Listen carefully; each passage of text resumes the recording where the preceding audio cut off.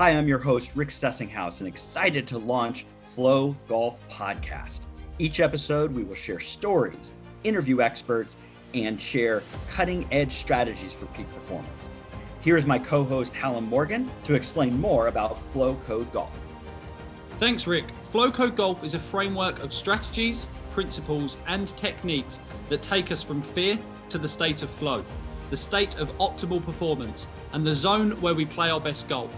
You can find out more about FlowCode Golf at www.flowcode.golf.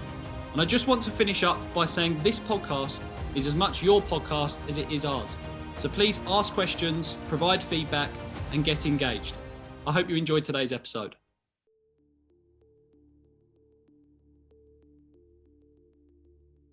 Welcome back to the Flow Golf Podcast. I am incredibly excited to have with us today another guest.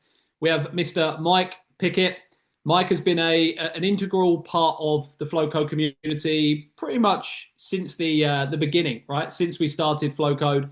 And Mike has done some incredible things since joining FlowCode. He's helped the community grow, inspired others to develop themselves as coaches and as people as well. So I wanted to bring Mike on to share that journey, to talk a bit about his story, and ultimately to discuss how you've adapted your coaching based upon the FlowCode experience and how that's influenced, obviously, the journey that you're on now. So, Mike, pleasure to have you. Really excited to dive into this conversation.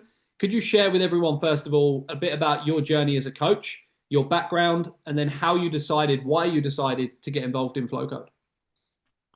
Sure. So first of all, thanks for having me on, Hallam. This has been great. Very much looking forward to this conversation as well. So grew up in Northeast Ohio, went to Kent State University, didn't play golf, but knew even since I was in high school that I wanted to become a PGA member, actually. So got my PGA membership, worked my way up through the ranks of more on the operations side. So assistant golf professional, head golf professional, general manager, and I still taught and coached the game. But really what happened for me was I got bogged down in the operations, and actually in 2016 stepped away in a full-time capacity from golf. I still had ties to golf, but spent about 4 years outside of golf in a full-time role. And during that time, one of the reasons why I did that was to be able to coach my kids, as they were 10 and 6 at the time, coach them in sports. And I didn't know it at the time, but when I decided, all right, you know what, golf's too big of a passion for me, I wanted to get back into it in a full-time capacity, I knew that from that point on, I wanted to make teaching and coaching my life's work until I die. So since that point, I've been able to, so I'm in a full-time coaching role now.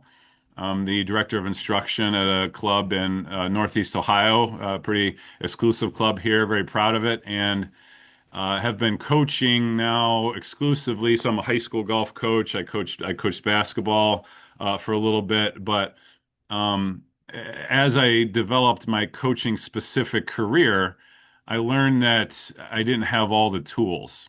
And the story with FlowCode came where I saw Rick and Josh giving a presentation on the PGA show 3 years ago. And I'm sitting there listening to it. And for me, it was life-changing in so many ways, because not only did I know that I could help my own game, but I could help my other students' games in ways that I never thought that I could in the past. So I was hooked immediately. And ever since then, I've been able to impact people's lives. And I say lives, not just golf games, because I do believe this is life-changing stuff in ways that I never thought would be possible. And I just keep going and going and going, and I don't stop. I love it. I love it. No, and Mike's for the listeners, and I just want to share this first of all, Mike's one of my favorite members of our community at FlowCode for multiple reasons. But one of the most important reasons is when you do something, you do it, right? When you decide to do something, you do it to your highest level possible. There's no kind of halfway with Mike. There's always the full way. And Mike's an interesting guy, and I'd love to obviously discuss the many different spinning plates that you have going on. But ultimately, every single one of those plates, you do it to the best of your ability. You spoke about your teaching and coaching journey and wanting to do the best you can possibly do there. I know you were an athlete yourself, wanting to be the best athlete you can possibly be.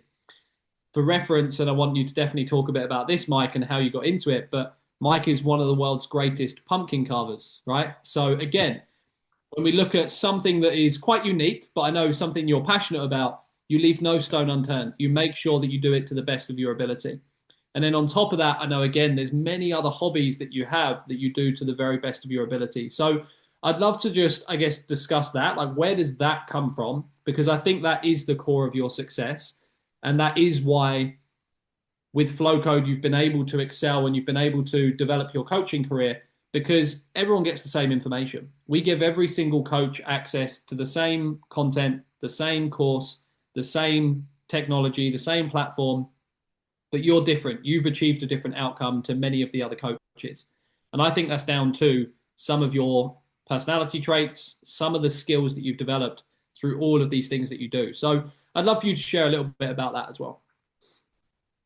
Wow, what a question. So I think the word personality does hit home really hard there, because some stuff I don't think I've consciously trained. I think it's just been kind of how I was brought up and groomed throughout my young adulthood. I can tell you there's been two people that have been most influential in my life that where those traits come from. One's my mom. She passed away 10 years ago, and she was the strongest woman I've ever met. She pretty much raised my brother and I, and she continuously used the phrase "never settle for mediocrity," and that became kind of a kind of a stigma in my mind, where I had to. It was never good enough. And then I met a guy named Corey Gregory, who's a fitness trainer in Columbus, Ohio, and he showed me what it meant to be committed and dedicated to something. There's been a couple different instances, and I couldn't tell you why these hit home for me, but I'm a movie guy, and there's a movie called The Last Samurai. Tom Cruise is the main star in that movie, and the movie itself is great, but it talks about the samurai culture, and I haven't done a ton of research on this, but what I do know is that culture spends every waking moment trying to be perfectionists and trying to master whatever trade they're trying to do in ways that go above and beyond the norm. And I couldn't tell you exactly why, to be honest, but that mentality is literally how I try to do everything. And it's exhausting. It's frustrating at times because it's almost never good enough. But I don't know how to live any other way. And I've been maybe brainwashed to think that way. But I now can look at my life to say that part of that, my successes have come from that. And I do have different reasons why that is the case, but those are the things that really hit home from maybe the why. For sure, for sure.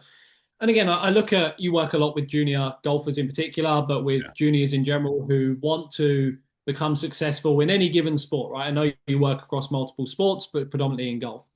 And I guess one of the challenges we have with the generation coming through now is that things are, let's be honest, often, not always, but often given to them on a plate or provided in a much easier way. There's not as much hard work that's required to achieve certain levels of success or comfort. So I guess my question for you, Mike, is with you embodying that, how have you successfully, or maybe you haven't, but how have you tried your best to pass that type of skill set, that type of mentality onto your students so as they don't take the easy path? So as they're willing to sacrifice, they're willing to be disciplined the same way that you are as well? Yeah, that's a great question. So no one's ever asked me that before, actually. So I think we have to, and I'm a big goal setter, huge goal setter with my students. We sit down and look, if I have someone who comes to see me and maybe it's just a one-off lesson, maybe I would do 2 or 3 lessons with them. There's not a ton of goal setting in that. We might talk for 5 or 10 minutes about high level stuff, but the full-time students that I work with. We sit down at least once a year and we look at goals. We look at goals from the prior year. We look at goals, what we want to achieve this year. But similar to how FlowCode teaches it, it's not just the outcome goals. It's way more than that. Outcome goals are important, but I believe there's a necessity for the performance goals and process goals. And what I try to teach is the absolute obsession and the entire focus on process type goals, i.e., tasks. I didn't expect to show this today, but I'm going to show you something here that this is my journal. Okay. And I won't get into the details of it, but the top here is outcome goals. This is my journal, performance goals and process goals. And then every single day, what I do is I write down all the different mini tasks that I complete on a daily basis. I've filled out, I couldn't even tell you how many of those. And that's, some people might think, well, oh my God, this guy's crazy. This guy's OCD. He's obsessed. He's doing too much. Well, that's the only way I know how to operate.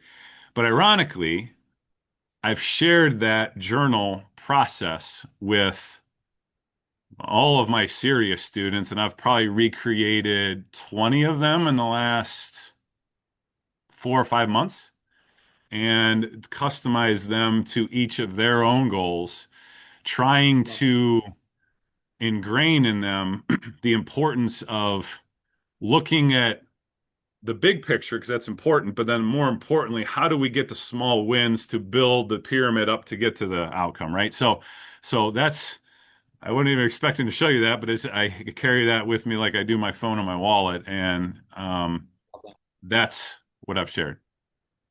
I absolutely love that. And I didn't know that existed. So that's why I love these fluid conversations where we don't know where they're going to go. So no, I appreciate you sharing that, Mike. And I think from my perspective, knowing you as a person, obviously knowing some of the stuff you do with that journal and obviously your workout regime, etc.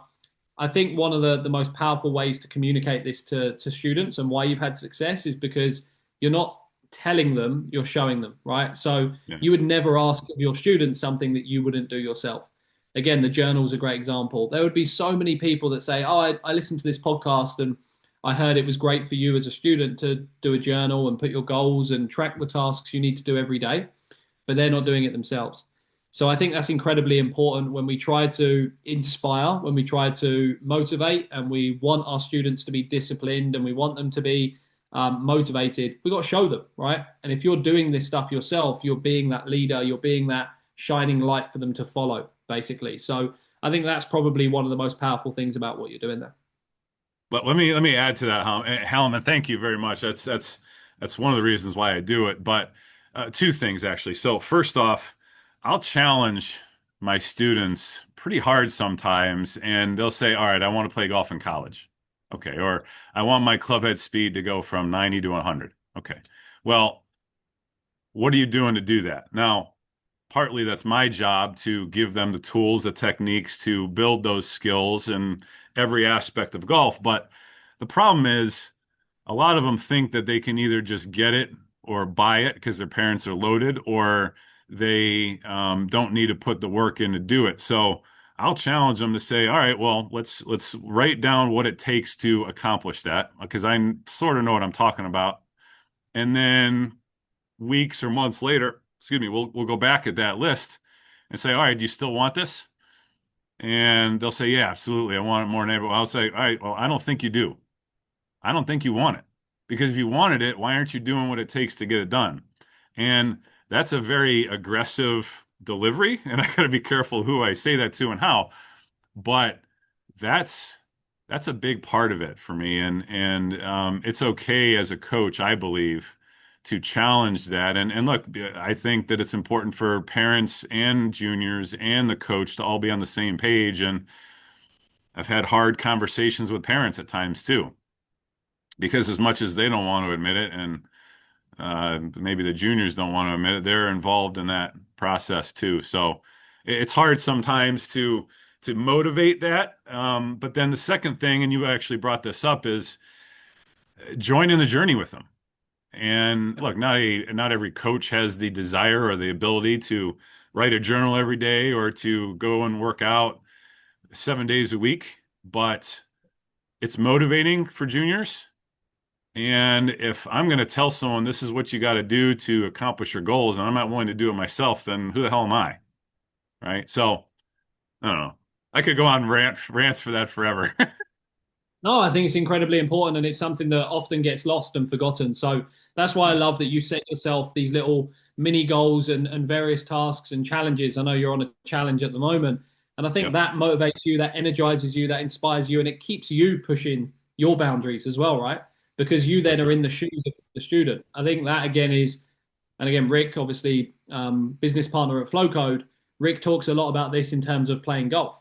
He says, I have to go and play golf every so often, even though I'm a coach now and I don't play anywhere near as much as I would like to. I have to go and play golf and I have to put myself in uncomfortable situations because then and only then do I fully understand what my students are experiencing.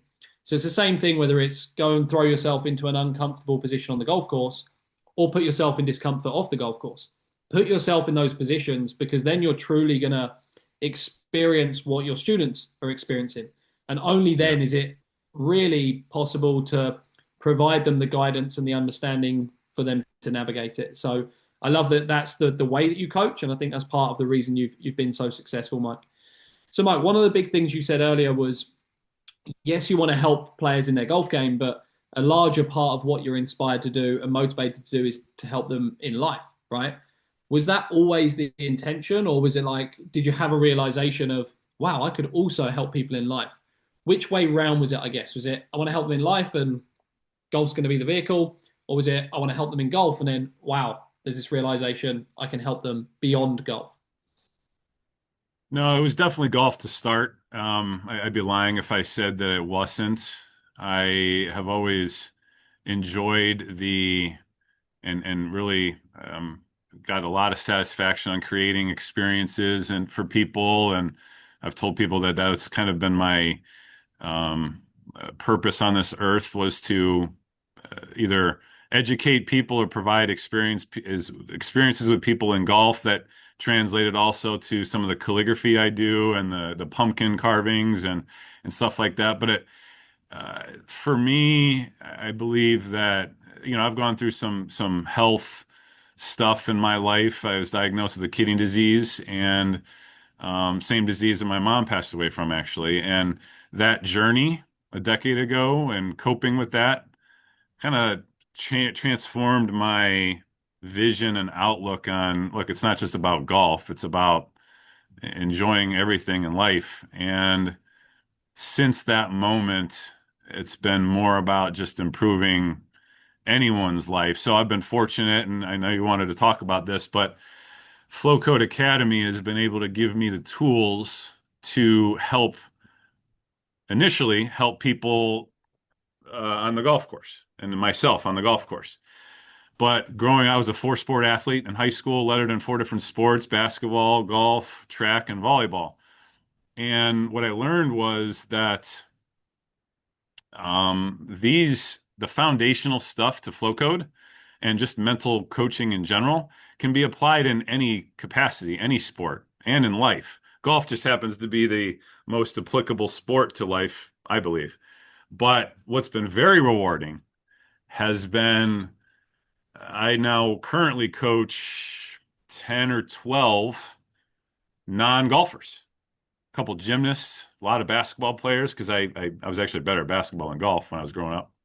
And the foundational stuff related to goals, motivation, and self-talk, and fear, and confidence, and doubt, and all these things. I mean, things like routines get a little different with basketball than with golf, but it's been so rewarding being able to help people outside of golf, but even in their own specialized sports. It's been awesome. And that's just been recently, 6, 8 months now, almost a year for some of them, and it's been just awesome.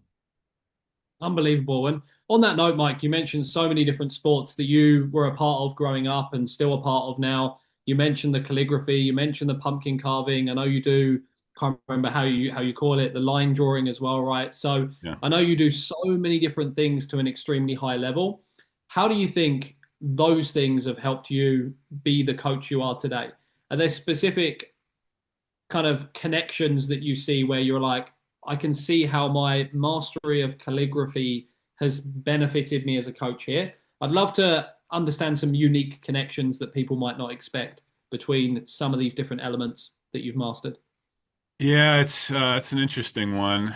Have to think about that. So I guess I'll start with the beginning goal in mind, right? I wanted to, and this, I don't think I've ever shared this, to be honest with you. So I gotta make sure how I word this, but one of my goals internally was I wanted to be the most well-known and like the best PGA professional in the area. And so what does that mean, right? I'm certainly not the best golfer, and I've accepted that. I'm okay with that.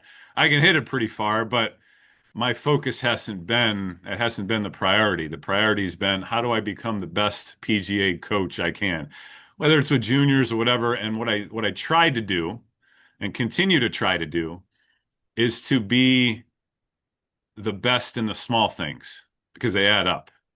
Think about it like Legos, right? If you're the best pumpkin carver, that's not going to have anything to do with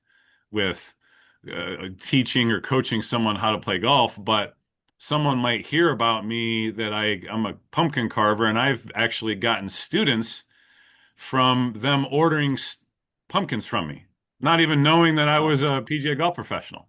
I've had people on the opposite side where um, I've had people order pumpkins from me because I coach them in golf, and it's just a relative thing. But collectively, I want to try to be the best PGA professional as I can, PGA coach. And one example is, and I don't even know if you know this, Hallam, but I'm an expert USGA rules official too. So I achieved 91 out of 100. That's a score, and you have to get over 90 to be able to be a rules official on tour. I could technically be an official for any major in the world with that thing. And I spent months and months studying for that. I like the rules. I still love them. I think they're an important part of the game, but I wanted to be the best in the area. I just thought that it was interesting. But how that relates to coaching, like you might not understand how the rules could apply to coaching, but I believe if you can educate your students from a tactical standpoint, we haven't even gone into that, but from a coaching standpoint, if you can educate them on how to apply the rules the right way, you can make them a better golfer. Cool. Subsequently, I coach a high school golf team as well, and our team is very, very famously known for always following the rules. We're the rule sticklers. Some people hate playing with us. And it's that kind of mentality that the small things, the small wins, every time a team plays with us, they always shoot higher than they normally would shoot because they're probably not following every rule correctly. So it's the small things, it's the small wins that build up to and I hope I answered your question, but it's just the obsession with trying to be the best. I don't know. For sure, for sure. No, I think again, it's how you do anything is how you do everything, right? So Yeah. everyone can experience that. If I've met Mike and I've had a pumpkin carved by him, and it was the best pumpkin carving I've ever experienced, they're going to realize and understand that Mike's also going to be a phenomenal PGA professional. So when you look at all those aspects and all those things that you do, yes, the number one skill is can I become the best I can possibly be? It's that desire, that willingness to push through some tougher times, maybe some boring times, to be the best, to master whatever task you have in front of you. So I absolutely love that, Mike.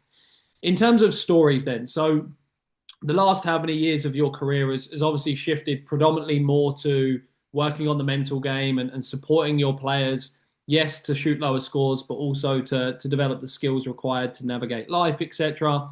Are there any specific stories that you have that have given you that motivation to continue this path, that have been like, wow, I never expected that I could have that type of impact on someone, not just on the golf game, but on their life as well?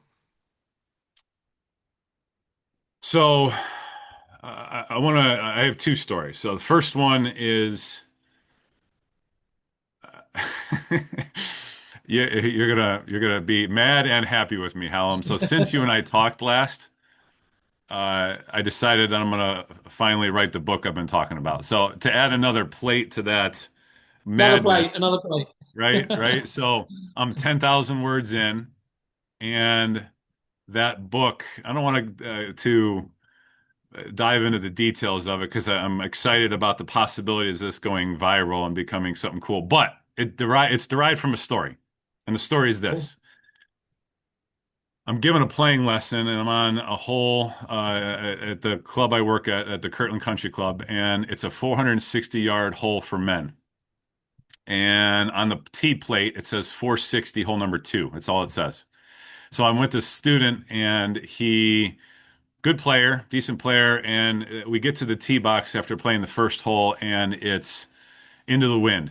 A little breeze it's a little cold actually. It's probably 55, 60 out. And the kid looks down at the plate and he sees 460. And he's like, "Oh wow, is this a par 4 or par 5?" And I said, "Well, I'm curious.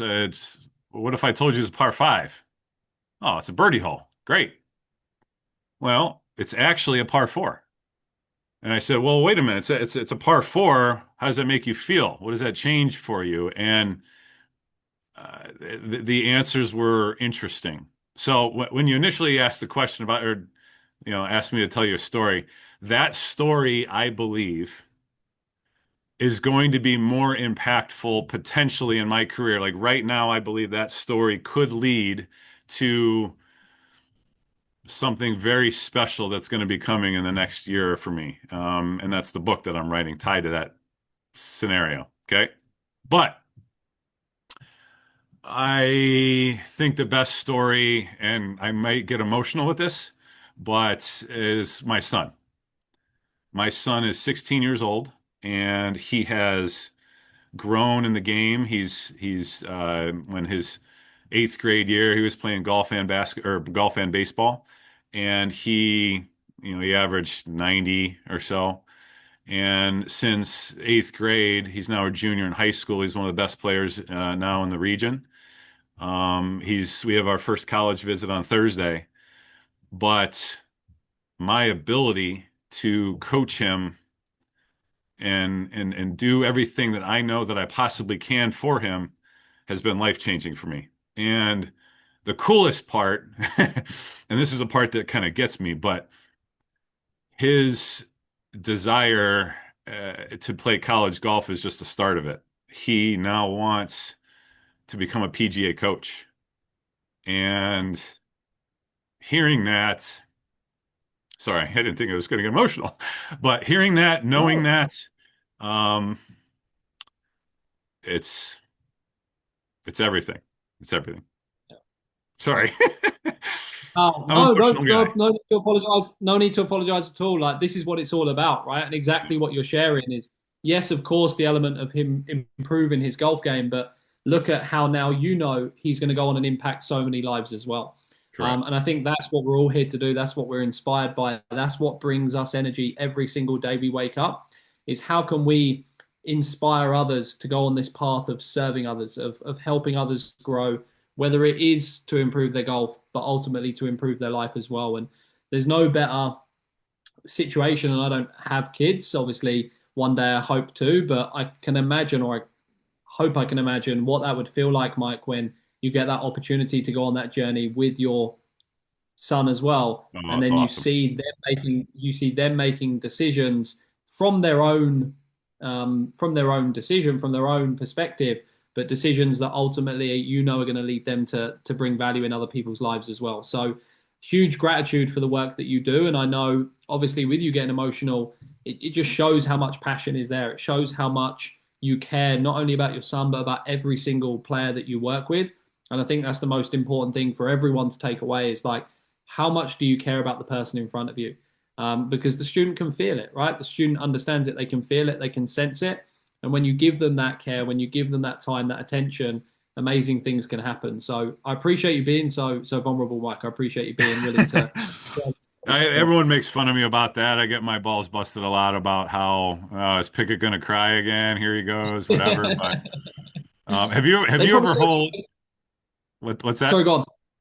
Have you ever, there's a quote, and I love this quote, but it ties back to what you were just saying about fatherhood. And I'll paraphrase it, but I think I can get it pretty close. And the quote is, when a son loses a father, when the father dies, the son loses the only man on the planet that ever want him to be better than him.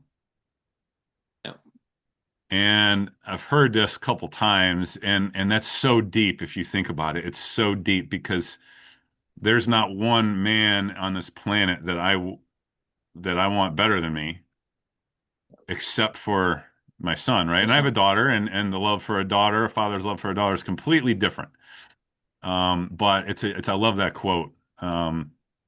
And you may have heard that in 100%. other podcasts, but No, it's one of my favorites actually. no, I haven't, but I absolutely love that. I think it's so powerful. And like I say, I'm not a father myself, but definitely I can have that relationship with my father, and I feel that same connection as well, that same desire for him to provide me the support and the guidance and the opportunities to obviously again evolve beyond Yeah. what he's achieved as well. So no, I absolutely love that. And do you feel again, this is we're getting a deep conversation, but I love it. It's different. Do you feel that you can also provide that same desire to your students who aren't your sons, right? Ultimately, you Oh, have students that you work with, and is there that same connection with your students that aren't your sons for that desire for them to become better than you are, for them to outgrow you as a coach, ultimately?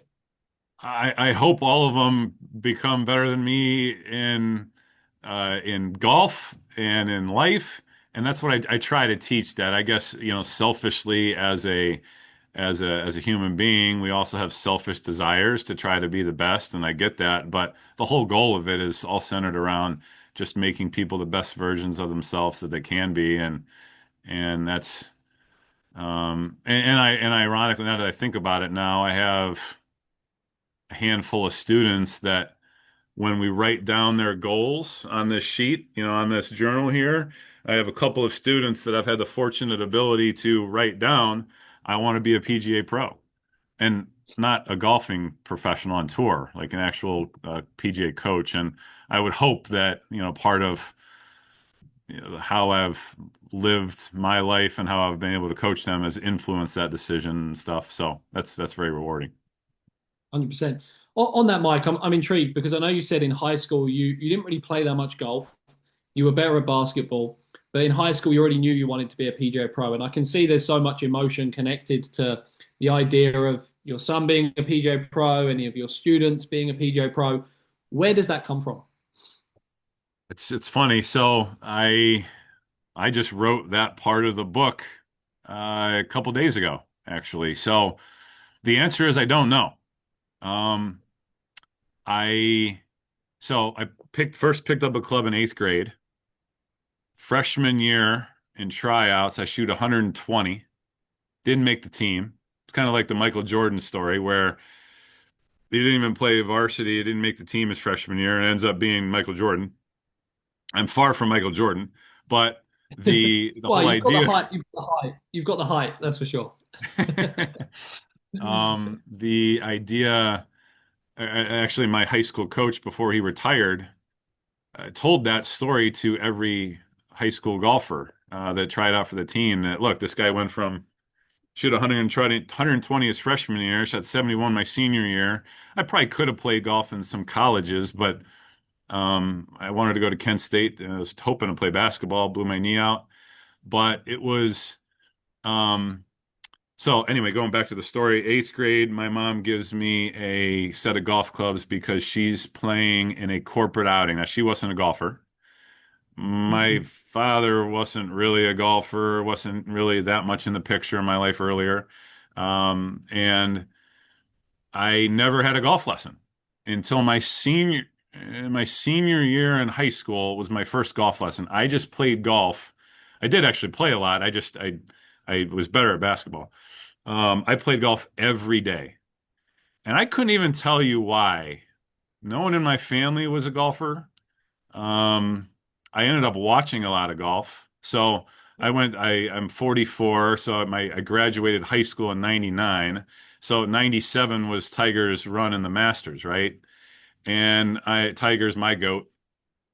And I think watching him play the game and how he transformed golf in those years had a big impact on it. But I still don't know. I really don't. I don't know how I ended up knowing I wanted to become a PGA golf pro, and I hadn't had a lesson. No one in my family was, but I knew before I ever had a lesson, and it was very odd. I think I loved the game that much that it just became an obsession for me. Yeah, and you wanted to spend time around the game, right? How can you Yeah. spend time around the game and connect it to all the facets that inspire you and motivate you? So we know obviously you want to continue to be your best so as you can serve others. As I hear the stories that you're sharing and we have this conversation and we've spoke a ton in the past as well, I think that kind of nicely summarizes Mike Pickett as a person. How can I become the best I can possibly be so as I can serve others in the best way possible as well? And I guess being a PGA professional enabled you to do that, right? Enabled you to constantly learn, constantly grow, constantly develop. So as ultimately you could collect all of these resources, all of these skills, all of this knowledge that you could then give back and you could serve others with. And I think all of us should look at, no matter what career we choose, we should look at going down that pathway. How can we become the best so we can serve others more? So I absolutely love that, Mike. Absolutely love that. I think, yeah, and I asked this question. So I mentioned the name Corey Gregory is a big mentor of mine. I asked this question when he was on our podcast, and ironically, I just listened to that podcast this morning again, and I asked him the question: How do you build that motivation in someone? Right? As a coach, we try to motivate people, we try to do those things, and his answer was great. He said that you got to dive really, really, really deep to try to find that rudimentary kind of primal thing that drives you, because it's real easy to not get up when you don't want to. It's real easy to not put that education in when you don't want to, or not spend the money and invest in yourself because you think that whatever is more important. And as humans and as golfers and whatever, it's very easy for us to prioritize things based on what we think is actually important, but really true change and true motivation doesn't happen until we lock in on the really, really primal motivations, right? If you want to get healthier and want to lose weight and you just think it might look cool, or your spouse might think they're more attractive, yeah, that's a motivator. But what if a doctor told you that you're going to die in a year?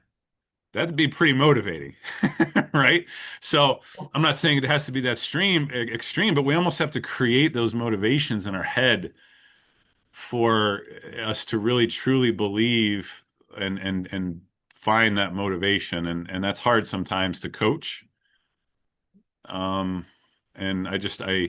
I've luckily been able to find some of those motivations with the things I do. So it's been rewarding and lucky, I guess. That reminds me so much of an exercise. So a guy called Dean Graziosi, I remember hearing this from him, and it's called the 7 levels of why, I remember. And essentially what he talks about is setting out one of your goals. It can be any of your goals that you want to achieve. And you ask the first question, why? Why do I want to achieve that? Now, the first layer is going to be quite rudimentary. It's going to be quite, standard. Well, why do I want to lose weight? I want to look better, right? And you keep asking why. And you keep asking why, you keep asking why, and you pull more layers back. Every single time you answer it, you answer why. And only when you get to about 7 layers deep are you getting to the true root reason of why. And very often, the majority of the time, not every time, but the majority of the time, that 7th level of why is connected to another human being. It's not necessarily about benefiting you. It's often about being of service to someone else, or creating somewhat like making someone else proud of you, or it's usually connected to someone in your life that's obviously hugely significant.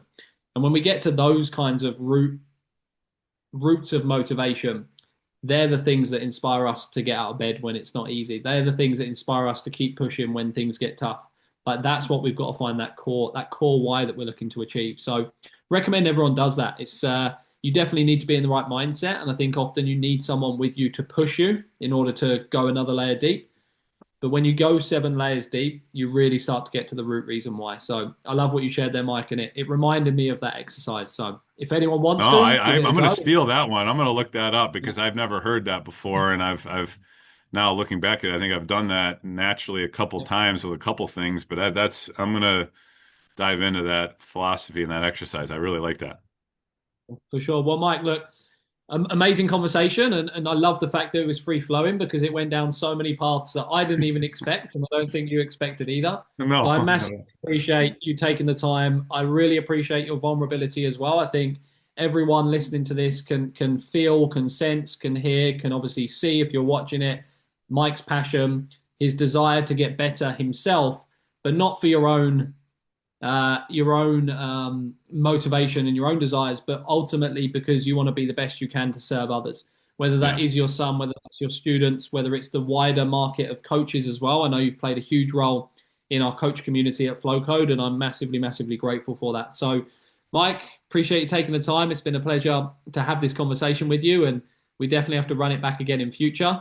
When the book's ready, we best do another one because I'm sure there's going to be more stories to share. And obviously an opportunity for the listeners to learn a bit more about your journey and be inspired by the path that you're on. So thanks again, Mike. Appreciate it. My pleasure, sir. My pleasure. I'll tell you about the book offline. How about that? Sounds good. I look forward to it. All right. Thank you, Mike. Cheers. Thank you very much.